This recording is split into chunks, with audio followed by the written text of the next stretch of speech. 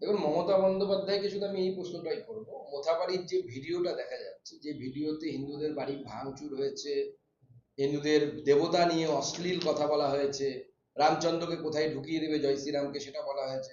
আমি মমতা বন্দ্যোপাধ্যায়ের কাছে সিম্পল প্রশ্ন করতে চাই, যাদের এই ভিডিওতে দেখা যাচ্ছে তারা কোন রাজনৈতিক দল?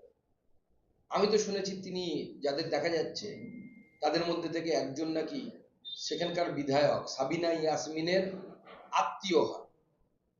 তার মানে মমতা বন্দ্যোপাধ্যায়ের দল টিএমসি তারাই দাঙ্গা বাঁধাচ্ছে বিভিন্ন জায়গায়, মুসলিমদেরকে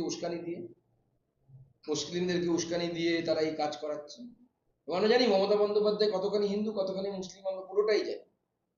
মমতা বন্দ্যোপাধ্যায় ধান্দাবাজ, ধান্দা ছাড়া উনি কিছু বোঝেন না। যে ধর্মের তোষণ করে, যে ধর্মের লোকের পদলেহন করে ওনার ভোট বাড়বে সেটাই তিনি করেন। মুসলিমরা যেহেতু পোলারাইজেশন বেশি হয়, মুসলিমদের তোষণ করেন। যেদিন হিন্দুরা 100% পোলারাইজেশন হবে, দেখবেন এই মমতা বন্দ্যোপাধ্যায় মুসলিমদেরকে ছেড়ে এসে হিন্দুদের পদলেহন করবে। হিন্দুদেরকে বুঝতে হবে যে তাদের দাম বাড়ানোর জন্য কি করা উচিত।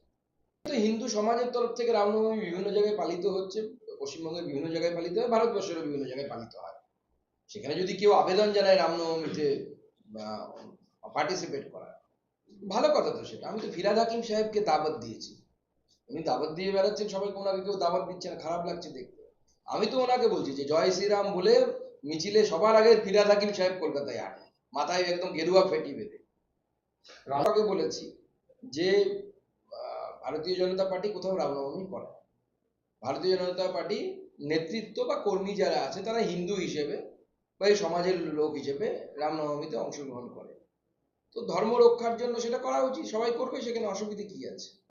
বা এখন তো উনি আবার ঈদের সেহরিও খাচ্ছেন, তো তাতে কতটা হিন্দুত্ব উনি আছেন কি জানেন না। ভগবান রামচন্দ্র কি, বিজেপি রামনবমী কোথাও করে না, সেটা হিন্দুরা জানে।